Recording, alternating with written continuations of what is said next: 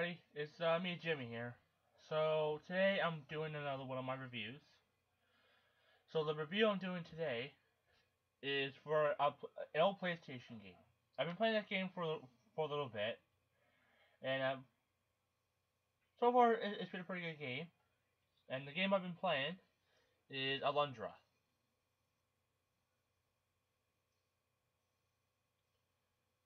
So this game was really good. Like, I really like this game. I had a big glitch with it today, so I haven't actually beat the game yet, but for good reasons, which I'll get to that in a moment, because it kind of affects my opinion on the game. But I did really like the game. If it wasn't for what happened, it would have been probably one of the top games. In fact, probably what happened, like I tried researching this issue, and I found nobody who had the same problem with me. So I'll probably just really unlucky. Most of the things I researched, it had no glitches, but this glitch was probably just really bad for me. So I might as well start off with what I liked with the game. The game kind of had like the old SNES look to it. It wasn't, in like super details like the PlayStation was at the time. It had the SNES or Super Nintendo Entertainment System look to it. But a lot of games on the PlayStation still had that look. And there's even some PlayStation 2 games and maybe PlayStation 3 games that still have that look. So, the graphics are not the issue with some games. You can have a terrible game, like a game with terrible graphics, but still be really awesome. Like Minecraft is one of those games like it has bad graphics, but the game is fun. So, pretty much with Alundra, you're I can't think what you are. You're hold on a second, I'll read the book. You're a releaser. So the point of the game is, well, part of the story is that your character is able to go into people's nightmares or dreams and save their lives. And this becomes really important throughout the story because you save a lot of people from death, because some people can die from bad nightmares, and these people can go into their dreams and save their lives by fighting bosses, by saving their life, by fighting off monsters and fighting the bosses and that kind of stuff. So it's really a nice concept. I don't know any other games that has actually done anything like Alundra. Yeah, this is the manual to the game. So that's pretty much how it is. There's more story to it, but I'll let you guys figure it out when you buy it. Like if you guys find it.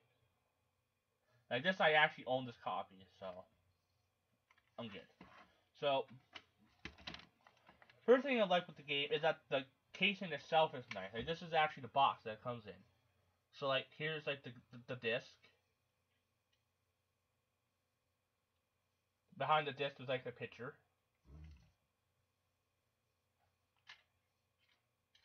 And on this side, for some reason there's like 2 disc slots, but I don't have 2 discs. Like I don't even think that's for a disc there. But it looks like there can be a disc here. Maybe it came with a special feature, I'm not sure. But okay, so enough about just showing off the case and that. So what I like this game? I felt that it was fresh. It wasn't, the same old, find these crystals and do this. Maybe there's a section within the game where you find crystals, but that's not the main purpose. I mean, there is, like, you do get these gems, but they're not, but you're not technically looking for them. There's more stuff going on than just go to the mountain and find the gem of something. It's more, there's more to it than that. So it's an open world game, so you can wander around, kill shit, and the further you get, the better weapons you can get, and weapons will allow you to advance further within the game. So one of the weapons you get is ball and chain. This allows you to destroy rocks and stuff blocking your path. Eventually, probably down the road, you get a bow and arrow, or you probably get something to cut down vines and that kind of shit. And I don't know because I could not get this far because of what happened, which I'll get to that in a minute. So, I mean, considering it had the graphics of an SNES, the graphics were good. I'm not gonna say they were bad. They were good. I mean, it got to the point. And if you're the type who likes to do puzzles, this is your game. There's a lot of puzzles in this game, and the puzzles are really fun actually. And I actually had to write down hints for the game to do the puzzles. So here's some hints here. I had to write down. I don't know how well you can see these. But yeah, I actually had to write down hints and clues to help me solve the riddles and puzzles. So I really like that because I like games where I have to think and have to figure shit out and that kind of stuff. And this game had that. I was really happy about that. So there were some issues. For one, that you may think a platform was like the same height as something, but in reality, okay, I'm trying to position my hand. So pretty much the platform would look like this to your eyes, but in reality, you're here, and the platform you want to jump to is up here. So of course you can't make it. Although it looks like it's here, it's not. Or that the platform would be like beside yours, but it'll be up higher, so you don't realize it. And you're going to jump to it, and you can't. And you fall, hurt yourself, or just have to run around and do it all over again.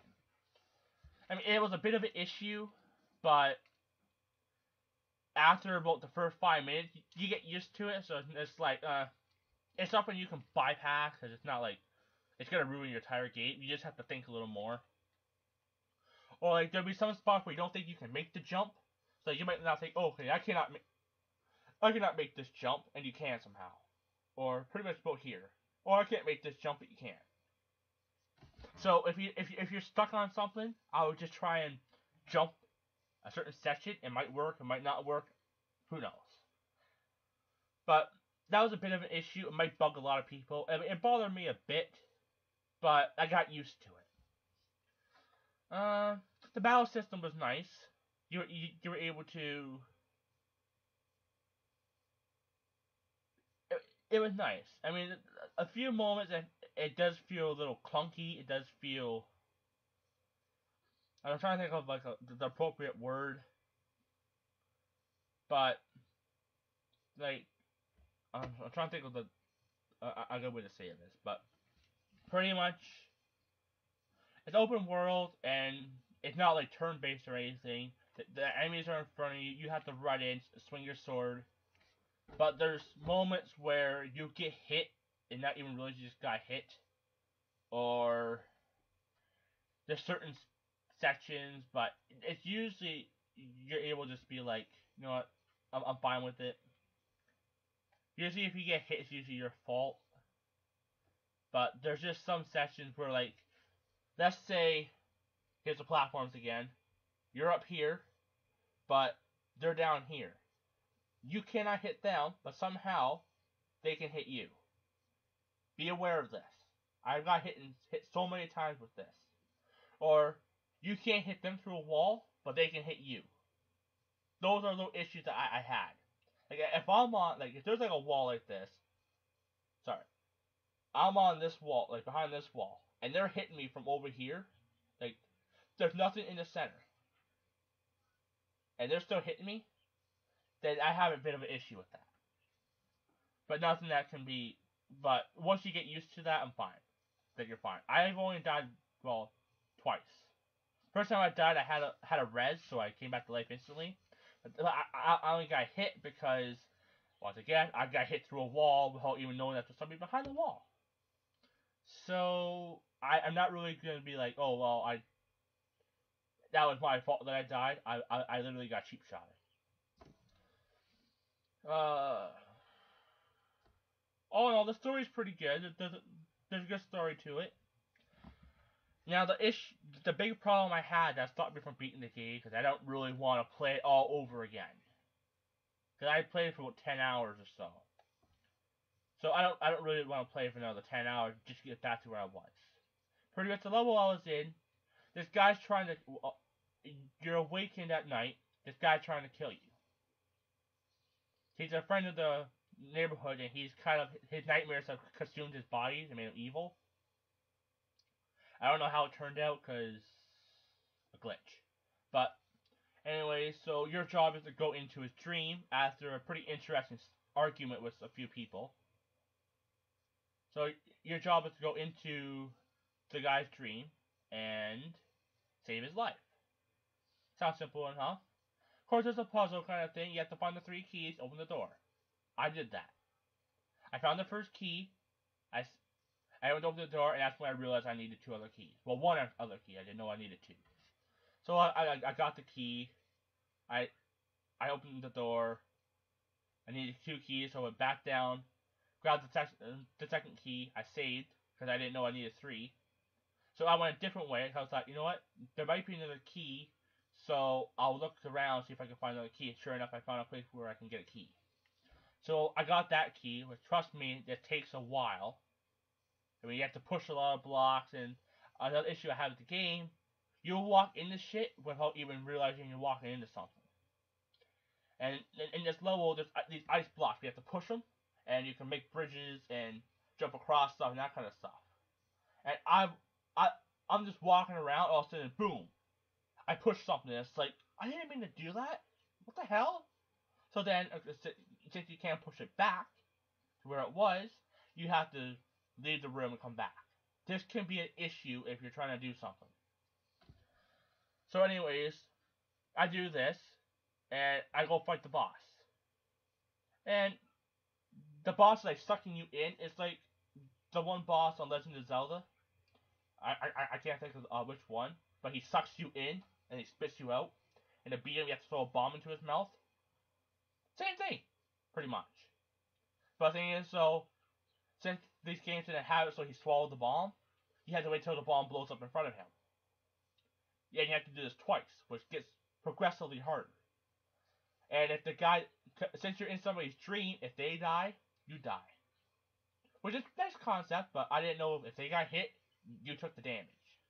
That's how I died. Because he got hit, I was at full. Eventually, he got hit so many times that, like, I wasn't at full, I was at like 7 health, and he got hit enough times where I was down to like 1 health. I went to heal, but I died because the heal didn't activate fast enough. So, I died, and when I came back to life, I went up, I grabbed the 3rd key, unlocked the doors, and it turns out I lost the 2nd key. I went back to get it, was not there. So I literally lost the 2nd key. So I cannot beat the game now. I tried looking in the treasure chests again, even though they were open. No luck. So the game pretty much just fucked me over. So I can't beat the game. I might play it down the road. In that case, I'll do like a finisher review of this. But I can't. I'm not gonna play this game again. Do all the stuff I just did to finish the game. I'll wait a little bit. But other than this glitch, I've looked it up, and there isn't really too many glitches with this game. I mean, most of the things I researched, because I was like, what the hell? Is there a way I can fix this? And I found nothing about this glitch. Excuse me. So, it was just bad luck, pretty much. So, I would recommend getting this game, or at least playing the ROM of it on your computer. But I would actually recommend buying this game. It is good. I just had a bad experience, pretty much. But I do recommend it if you're an RPG strategy player. So, that's pretty much it. I rate this game pretty much a 9. No, I'll say about an 8 out of 10. That feels pretty solid. I feel pretty confident with that 8. The next game I'm going to review for the PlayStation is Beyond the Beyond. That's the next game I'm going to review. I haven't played it yet. I played it a bit before, but I haven't beaten it or anything. So I have to end this now. So thanks for watching, and see you next.